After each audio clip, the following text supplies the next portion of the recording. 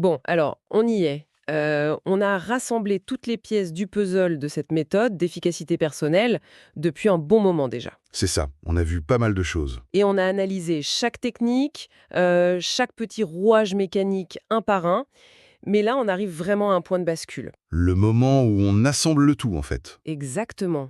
C'est comme en horlogerie, on a posé tous les outils un par un sur la table, et maintenant c'est le moment précis où on assemble les rouages pour que la montre commence à faire tic-tac toute seule. Et c'est une excellente métaphore, parce que l'objectif de cette dernière étape, c'est justement de transformer une série de techniques mécaniques en une véritable seconde nature. Ouais, On passe littéralement du fait de faire des choses à une façon d'être. et c'est là que ça devient fascinant.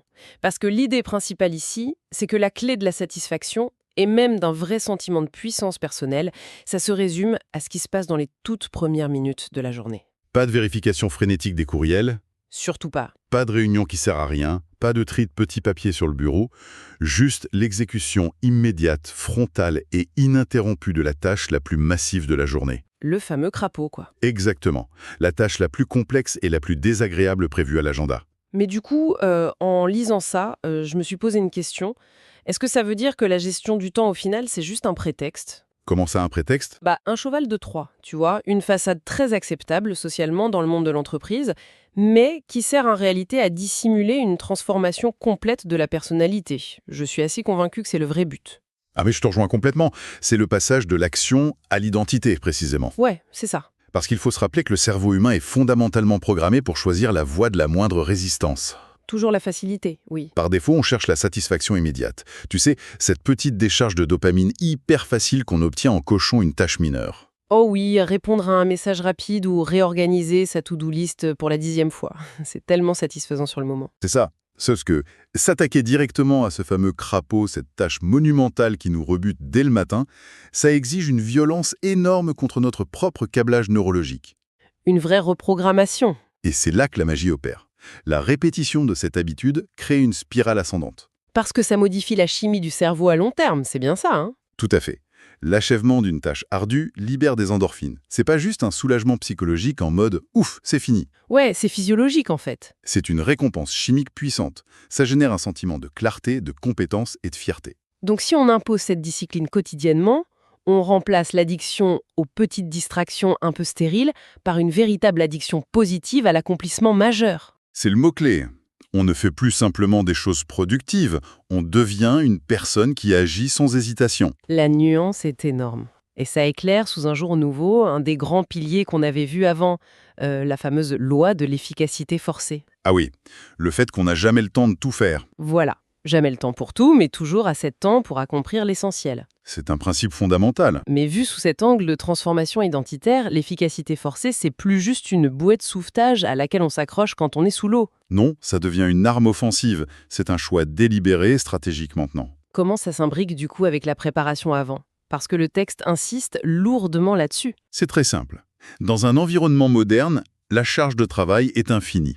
Les demandes, les urgences des autres s'étendent pour remplir tout le temps disponible. La fameuse loi de Parkinson. Exactement.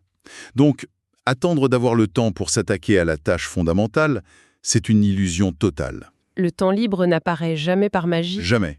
Forcer son efficacité, c'est créer artificiellement un goulot d'étranglement extrêmement étroit dès la première heure, et décider consciemment que seule la tâche la plus vitale passera. Tout le reste attend. Tout le reste est condamné à attendre, oui. Mais pour que ce goulot fonctionne sans créer de paralysie décisionnelle à la première heure, ça requiert une préparation minutieuse avant même de commencer. J'essaie de visualiser cette mécanique.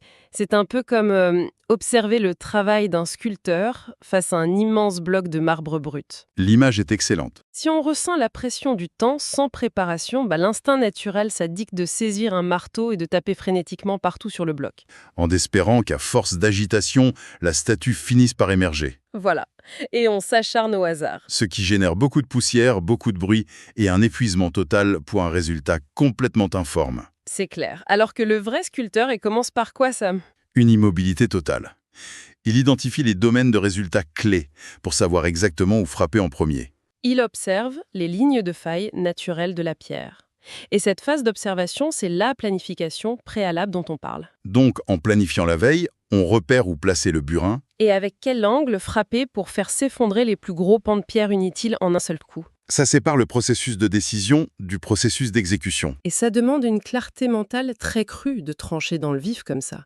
C'est pas une approche douillette de management. Ça sent l'urgence, presque la survie. C'est littéralement une compétence de survie à l'origine. Et justement, en parlant de survie, il y a un élément de surprise totale dans la section sur l'auteur, Brian Tracy. Je m'attendais pas du tout à ça. Son parcours est assez atypique, oui. Carrément. Le créateur de cette méthode, qui est aujourd'hui président d'une boîte internationale de conseil basée en Californie, il n'a pas toujours été un consultant à succès en costard. Loin de là. Le profil classique de l'expert en efficacité, c'est souvent un parcours académique brillant, des diplômes prestigieux. Lui, c'est l'exact opposé. Il n'a même pas terminé ses études, en fait. Il a longtemps travaillé comme simple ouvrier. Il a bossé physiquement à la sueur de son front dans un environnement de pure subsistance. Et en quoi ce parcours singulier, valide la méthode selon toi? Parce que sa fortune et son succès ont été bâtis à la force du poignet. Il s'est pas appuyé sur un réseau ou un génie inné. Il s'est posé une question désarmante de simplicité. Laquelle? Pourquoi, dans des conditions égales, d'autres réussissent mieux que moi? La fameuse question. Et la réponse qu'il a trouvée par l'observation froide, c'est que le succès laisse des traces. Et la variable déterminante, c'était toujours la capacité à passer à l'action sur les tâches importantes. Donc l'action devance toujours l'intelligence pure non canalisée. Exactement. Ça prouve que la méthode ne requiert aucun diplôme, juste une simple détermination féroce. Bon, là je vais me faire l'avocate du diable. Vas-y, je t'écoute. Sur le papier, c'est inspirant. Mais une fois l'écoute de tout ça terminée, concrètement, comment on évite que la motivation retombe comme un soufflet effondré? C'est la réalité du terrain, oui. Parce que forcer l'action avant même de ressentir la moindre motivation, disons à 6 heures du matin par un jour de pluie, c'est pas l'autoroute vers l'épuisement professionnel, ça, non? C'est l'objection la plus courante, mais elle repose sur un malentendu fondamental. Le ton très pragmatique de la fin du livre explique très bien ça. C'est-à-dire? La psychologie nous montre que l'épuisement vient très rarement du travail acharné sur des tâches terminées. Le burn-out, ça vient massivement de l'anxiété accumulée par le travail repoussé. Ah oui, l'effet Zeigarnik. Exactement. Une tâche inachevée tourne en toile de fond et draine silencieusement l'énergie. Procrastiner, c'est gaspiller son énergie en stress latent et en culpabilité. Donc la fatigue ne vient pas de l'effort, elle vient de la résistance à l'effort. C'est fou de le voir comme ça. Et c'est pour ça que l'implication concrète, dès demain matin, c'est de ne pas attendre l'inspiration. La motivation naît de l'action, pas l'inverse. Il faut imposer à son cerveau une action immédiate, en fait. C'est de la physique élémentaire.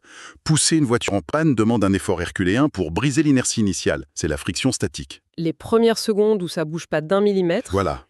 Mais dès que les roues tournent, la friction cinétique prend le relais et c'est infiniment plus facile.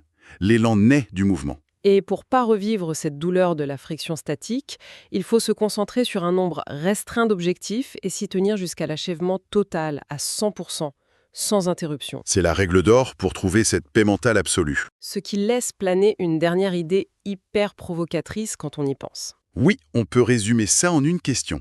Et si la capacité d'accomplir de grandes choses, à l'échelle d'une vie entière, ne dépendait finalement que de ce que l'on décide de faire durant les 30 premières minutes de sa journée de travail? C'est vertigineux. La véritable maîtrise de son temps, c'est en réalité la maîtrise de son propre destin. C'est reprendre physiquement les commandes. Et c'est là que tout commence vraiment à prendre sens. Et pour celles et ceux qui veulent aller plus loin, le livre est disponible gratuitement via le lien en description.